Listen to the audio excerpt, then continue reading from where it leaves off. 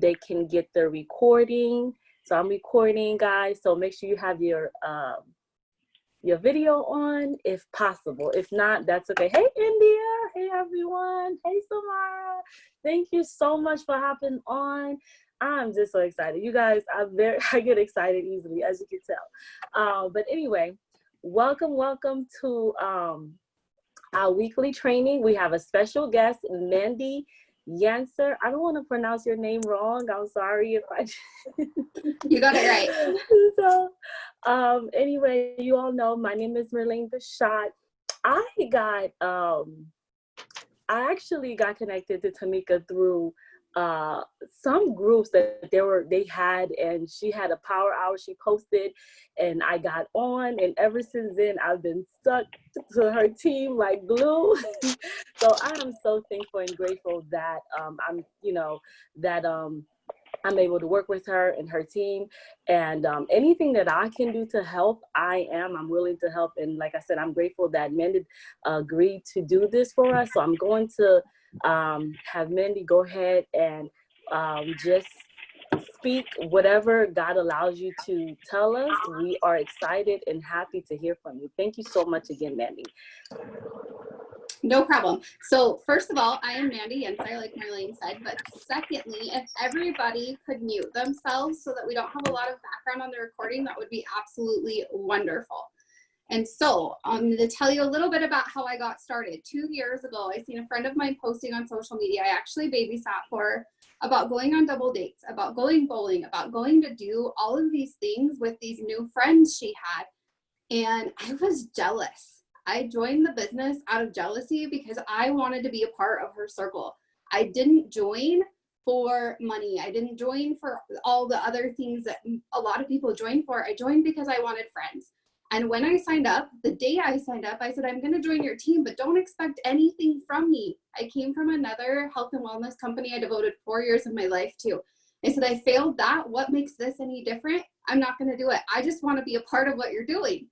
And well, little did I know that that wasn't how it was going to go. I went Ruby in 21 days, Emerald in 72, and I went Diamond in my first 8 months. I grew fast, and I absolutely loved the journey. Can you guys mute? I get distracted really easy, and so if other people are unmuted making noises, it makes it really hard for me. But like I just grew rapidly, and I wasn't really in a leadership role yet. I didn't know what it meant to be a leader. I just knew that I had all this team and I didn't know what to do with it. And my organization came falling down because I didn't have systems, and I didn't grow into that leader I had to grow into. And I almost quit the business more than once. And in September of this last year, I was in a car accident. My business then, I was paid as Emerald. I lost it, went paid as Ruby. I then had to have surgery a month later, and I stayed at Ruby. I was bitter and angry. I was not a fun person to be around. My team that is still around can tell you that. Tamika will tell you that she walked in and walked out when she dropped me off Watermelon and didn't have any conversation with me because I was broken. And not just broken physically and emotionally, I was broken mentally. I was not fun to be around. And then it got to the point, I couldn't work because I didn't join this business for money. I joined it for friends. And so I was babysitting, and I made bank babysitting, but I couldn't do that anymore. I couldn't even button my own pants without help. And so I had to make my plan B my plan A, because I may not be able to work, but I certainly can send messages from the couch. I can certainly work on me so that in the long run, I had something to fall back on.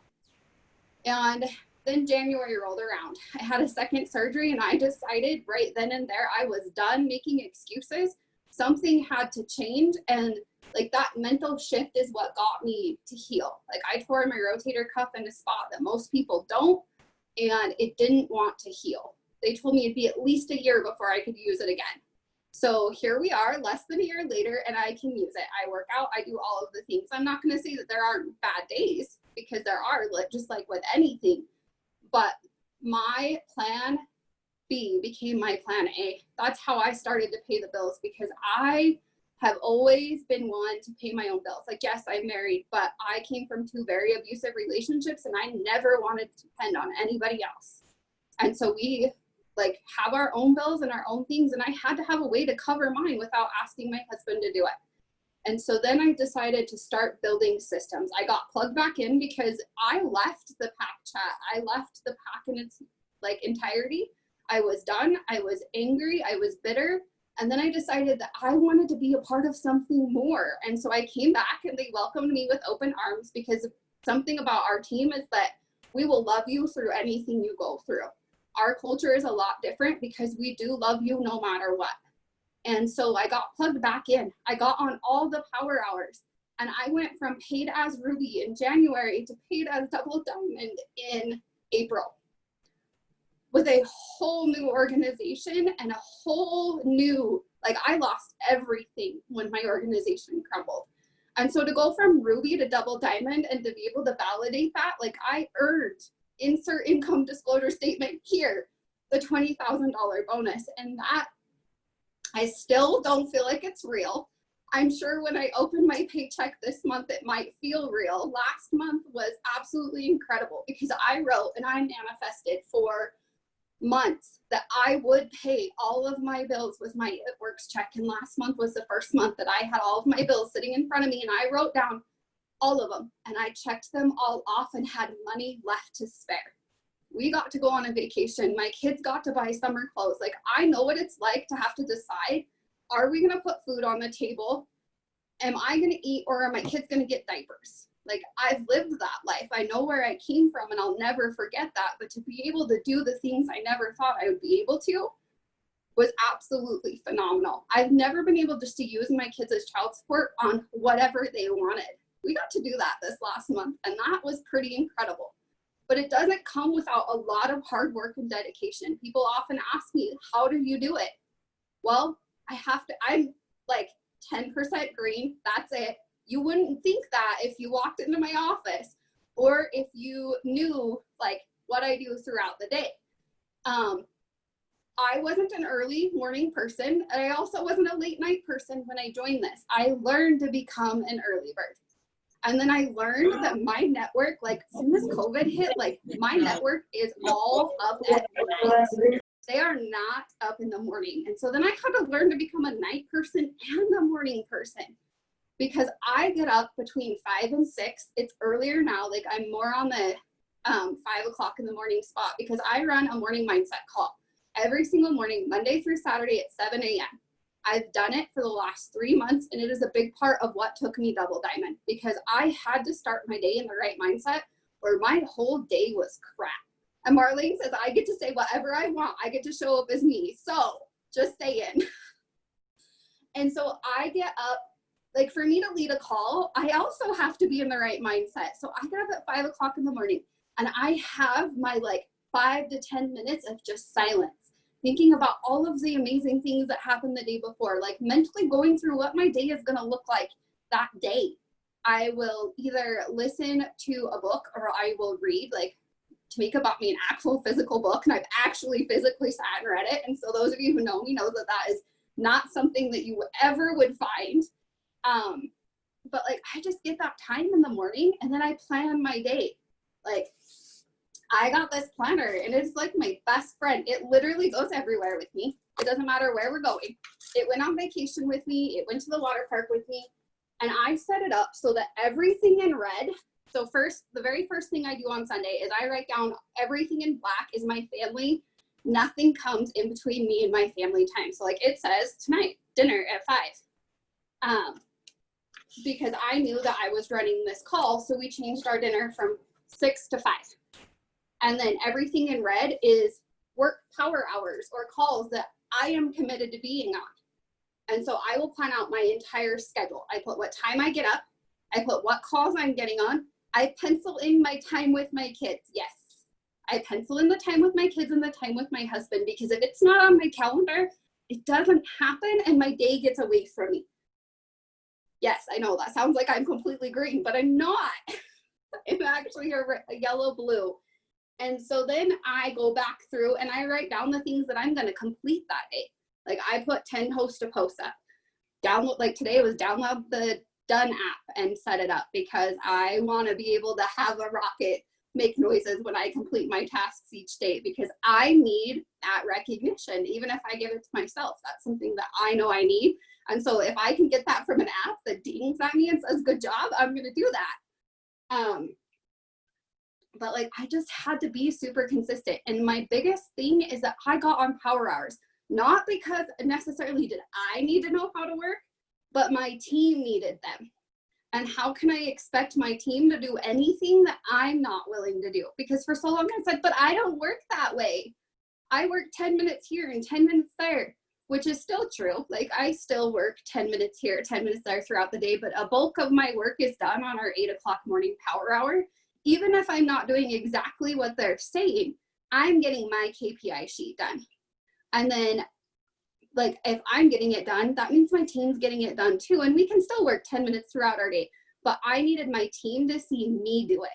My biggest thing is I was one of those leaders who would tell you what to do or how to do it, but I didn't necessarily show you how to do it. And so my biggest thing right now that I've been working on is being the leader who's down in the trenches, who's doing it, and knowing that my team will only do 50% of what I do, which meant I needed to do more. And that never really clicked to me until January. January is when I enrolled the most customers I had enrolled at that point. Like, I enrolled 25 customers, and that was the biggest thing I've ever done. And then the next month I went on and enrolled 33. And then in March, I enrolled 47 customers. Like, but then I looked at my reports and my team literally did half of what I did. And so if you want to go, like, you have to know that what you're asking other people to do, they're only going to do half of what you do. So are you doing enough to be able to get your team to do what you want them to do? And then I also had to learn, like, just because I work my business a certain way and what I think is working isn't necessarily what my team is considered working. Like I said, I did all of the things. How did I get there? Well, I did all of the things, but can I break it down and show my team what all of the things are? Because it became routine to me. It's a habit to get up and to do my mindset. It's a habit for me to send happy birthday messages, but thinking about new people who are just coming on, that's not a habit. Like, it's a habit for me to post something inspiring every single day and to bring people to my page. But that's not necessarily a habit, and I wouldn't have known that if I hadn't done network marketing for years. And so learning to be relatable to some of our new distributors is huge. And building friendships. Like, I will tell you, I've done multiple companies, and with every company I've learned a lesson. My last company I learned that I will never treat people like a number, because I was like, my upline gave me the code to her house, was going to let me drive her car when I got snowed into Denver all the way to Dallas. And I was like gold and walked on water until the second I quit producing. The second that life got hard and I needed a friend and they weren't there, like, I was nothing but a number, and I knew I never wanted to be that leader. And so making sure that I built friendships regardless of what they were producing. Like, making sure that you know that there's a line, and that being there when life happens, because life happens to every single one of us. I'm a mom of 4. Some of you may not know is I have 2 autistic children, and my boys actually came home because of this journey. They didn't live at home. We found out in May that they were being abused. My team rallied behind me, supported me in every way that they could, and we brought the boys home. Just for my oldest son to make a disaster here, and I actually just signed guardianship over to his aunt. Like, life happens. I ran a Zoom call 30 minutes after I found out that my grandpa died because I said I would. And so if I can tell you one thing is, once you say you're going to do something, show up and do it. Because it doesn't matter. Life is going to happen. And the more life that happens, the bigger that the blessings are coming. I would have never thought when my grandpa and my uncle died 2 weeks apart that meant if I pushed through and continued to work that I would reach double diamond and I would help change the lives of people on my team. What would have happened if I would have just stopped? We'd be missing 2 new diamonds, an emerald, and a girl on our team who can pay her rent. So like really think about when you don't want to get up and do it, your why has to be big enough. And my why, part of my why is my team. Like I know what this will do for them. And if I'm not going to show up, how do I expect them to? And I know that everybody's grit is different. I know that I will show up regardless. And that doesn't mean that everybody else on our team is going to, but also sharing. Like people thought I lived this perfect life, which is so far from the truth. I just choose to share the happy and not dwell on the negative. Like month end happened and a lot of life happened, but what I said is, sorry, it's month end. We only accept positivity here. We will deal with that later. Like, I just can't sit here and dwell on the negative, because if I dwelled on the negative, I'd be stuck so far gone because so much has happened. And so you get to choose. How are you going to respond to that? And first of all, are you going to react or are you going to respond? Because leaders respond, they don't react. It would have been so easy for me to yell and scream and be bitter and just be nasty. Or I can just be positive and look for the lesson. And if you're ever on my mindset call in the morning, we talk about the 3 challenges that we have and the lesson that we're learning from them. Because you can take any negative situation and you can look for the silver lining in it. Like I tell everybody to show up in their strength. And my strength is that I will help you find a positive in every negative situation. Like, I don't necessarily handle the ranting and the raving very well, but you can come to me and I will help you find a solution regardless of who you are. So what questions do you have, Marlene? Did I cover what you wanted?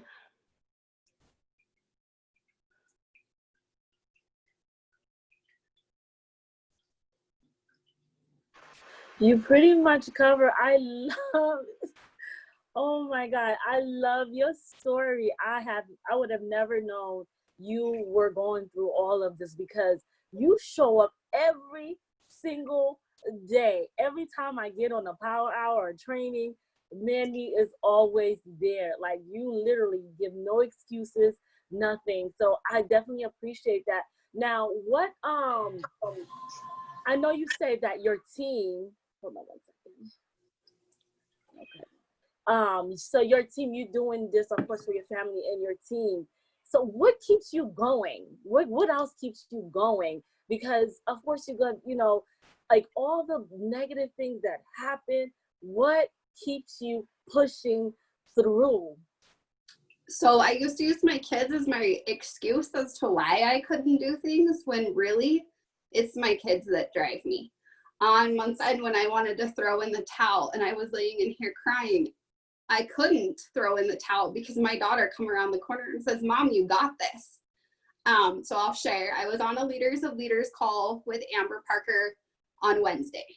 And like, it truly hit me about why I do what I do. So my daughter is autistic. She, like on her IEP, we had her written down to make a friend as a goal. Like that was a goal we had for her. It was not something that she could do on her own. The only friends she had were like my friends as kids, or friends that we made for her. And we were at the park and my oldest daughter comes over and she says, Mom, I know you're busy. I know you're on a call, but I really need you to look really quick. Kayla's making a friend.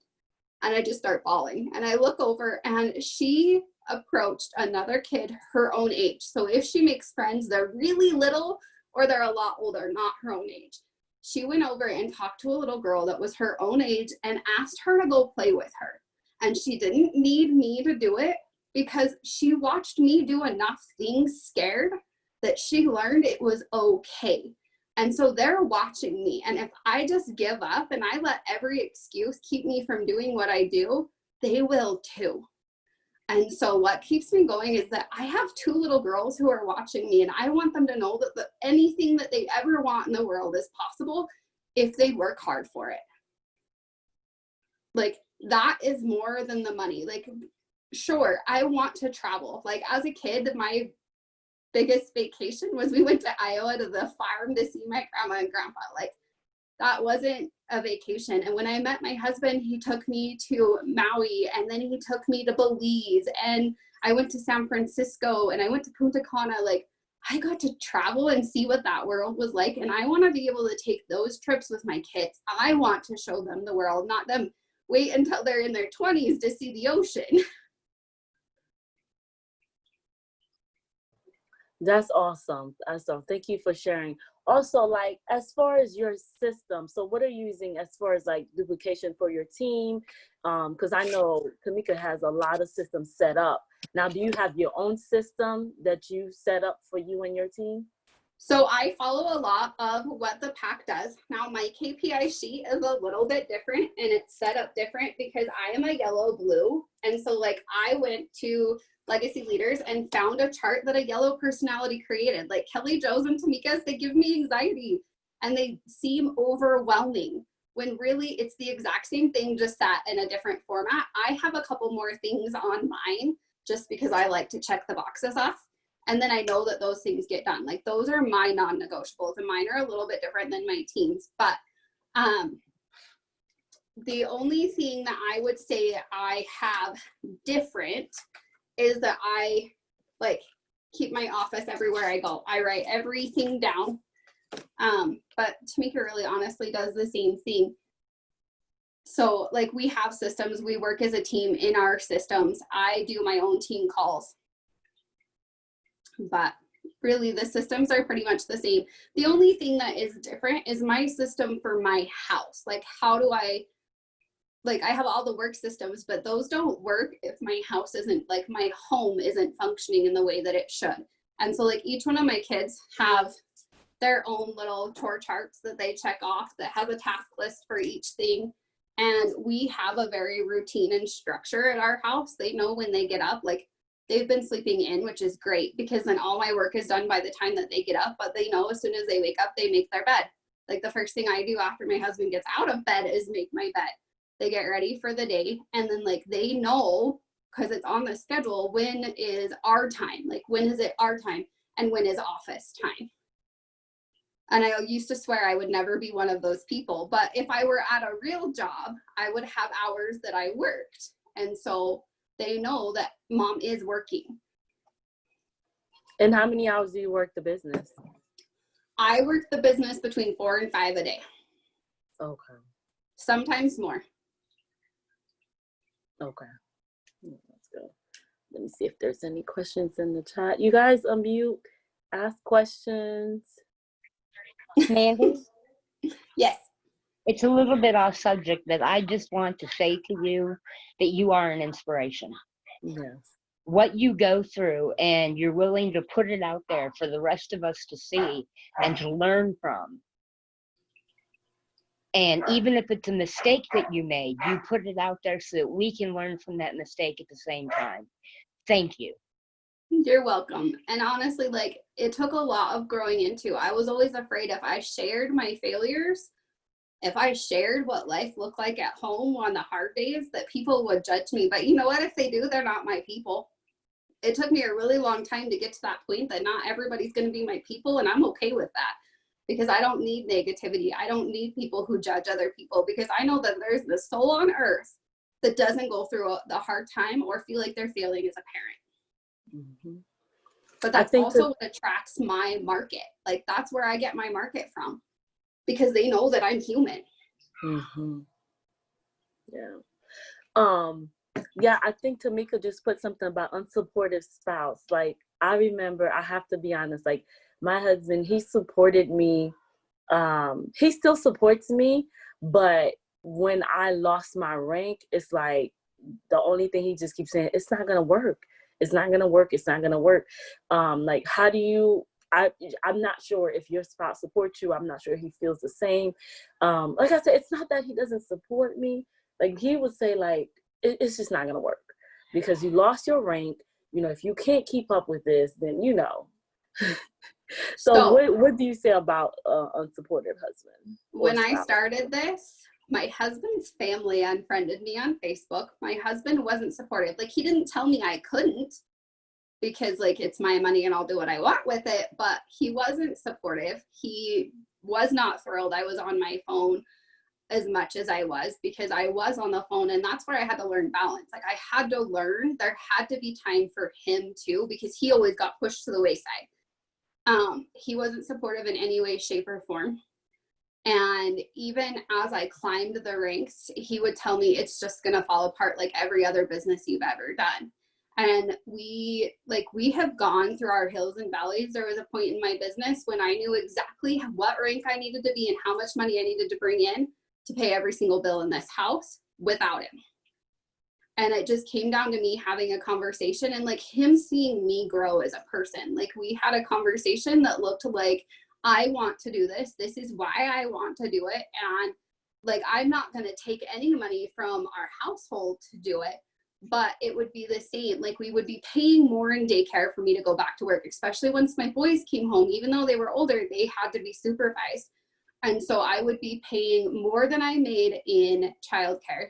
The hours of the job that I was looking at taking was from 4 to 8 every single night and every single weekend. I didn't get days off.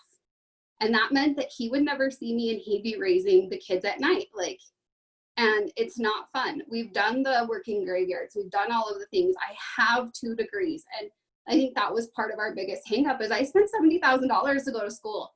I have a bachelor's degree in applied behavioral science and I'm not using it. Well, I mean, really, I guess I am, because there's a lot of, like, we work with people. And so understanding how the brain works is helpful.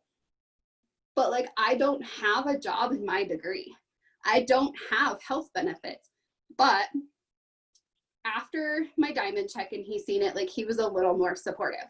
And then I lost rank.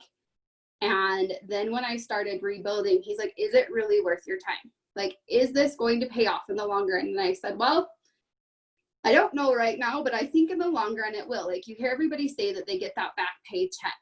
Well, last month when I called and paid his credit card, the camper, and all of my bills and said we can still go to Boise, then I think it clicked. Like this really is, like, I make more than him. And he's okay with that. There's a lot of spouses that aren't. But he's like, nope, you go ahead and do that. That means more razor parts for me. He bought a truck. And so like, it really is growing your relationship with your spouse instead of pushing him. Like, why doesn't he feel like it's going to be beneficial? Why isn't it going to work? And what can you do to make sure that he's getting the time that he needs? Because when I was frustrated or I had called, like there's times that I had calls every single night. And that's when I started penciling in black family time. And if a call happens during family time, well, I guess I'll watch the recording tomorrow because my family comes first. Like I hopped off Tamika's call she just got done doing before it was over because I said dinner would be on the table at 5 o'clock, which meant I had to get dinner on the table by 5 o'clock. And he knows when I say that I'm going to do something that I do it. Like that has to be an attitude that you have, not just with your business, but also with your relationships. If you say you're going to show up, then you better show up. Whether that's as a mom or a wife. Definitely agree. And I feel like that's part of my fault as well, because I spent so much time, this is one of the reasons why I wanted you to do this about the organization and things like that, because that's one of the things that I struggle with. Like I'll say, you know what, I'm gonna be in bed by 10 so I can spend time with him. But then it's like midnight comes around and I'm still up, I'm still working, and I'm still trying, so I will do better and I will be organized and I will do all the things in order to keep that side, in order to, keep him happy, honor the fact that, okay, if I stay by 10 o'clock, I'm going to be in bed and, spend the time with him.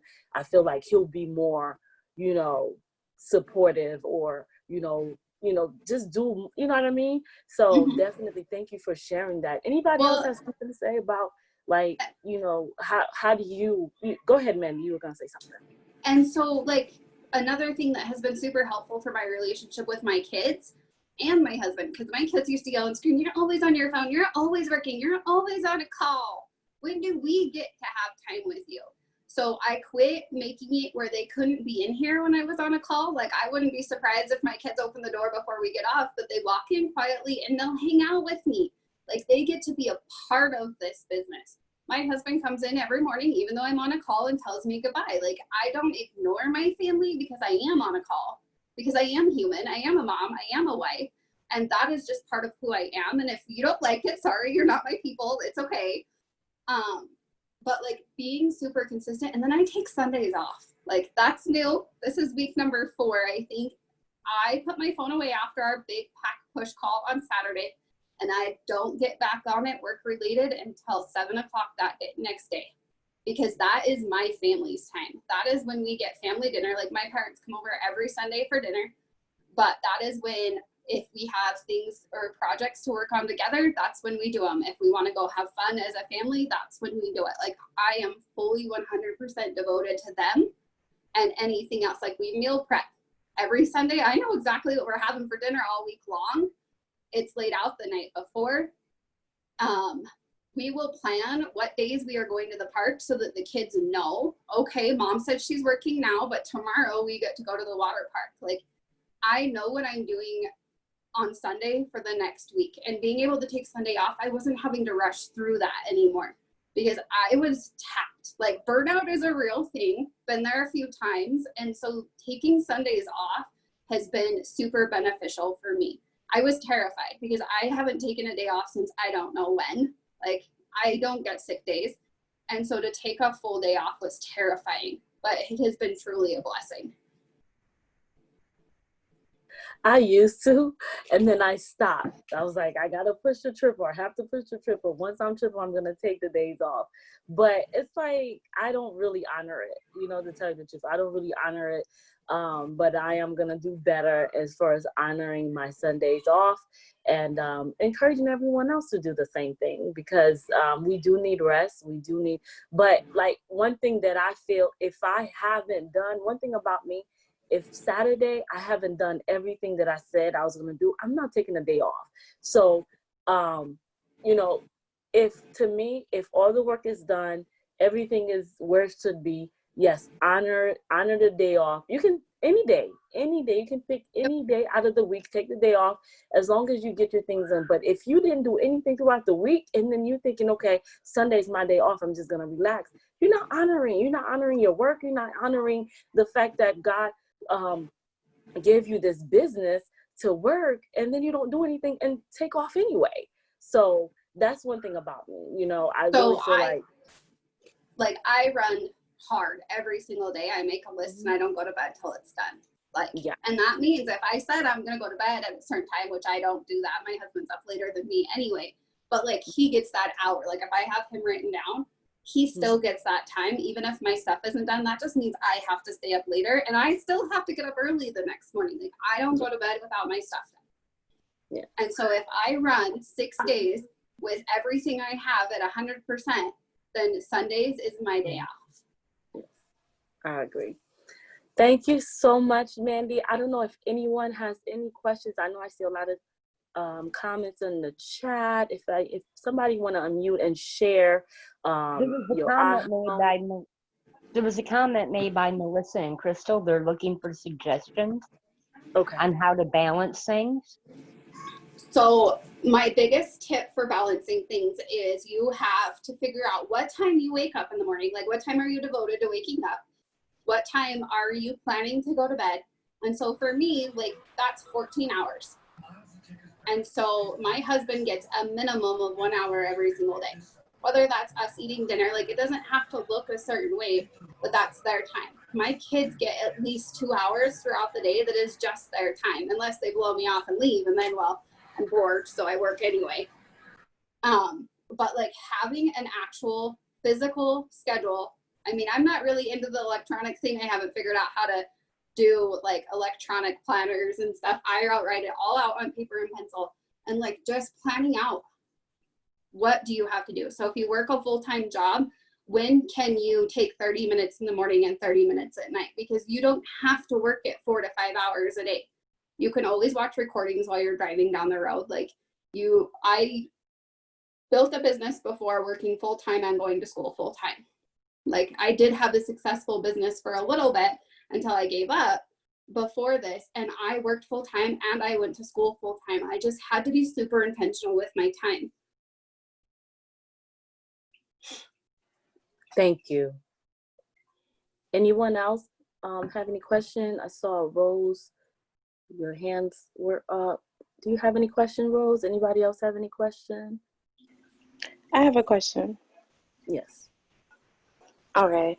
Mandy, your story is amazing. I'm just over here just soaking everything up. I really like everything I hear.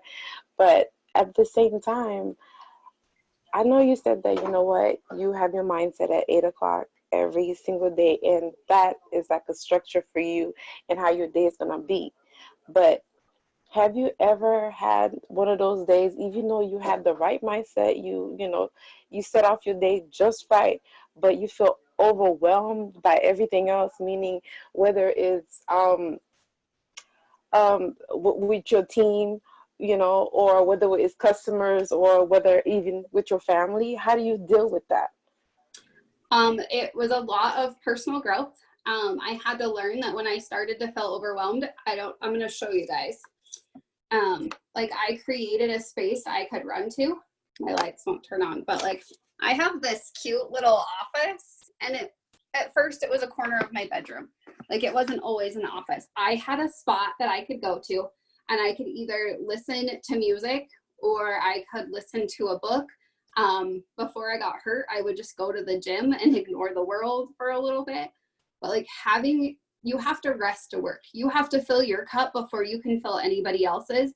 And so if you're super overwhelmed before you even finish your day, like you've got to figure out how you're going to get your mind right, and the rest will follow. And so even if that's taking a 5-minute car ride and jamming out to your favorite music, or going and getting ice cream with a friend, like that was something I had to learn to do, was take care of me.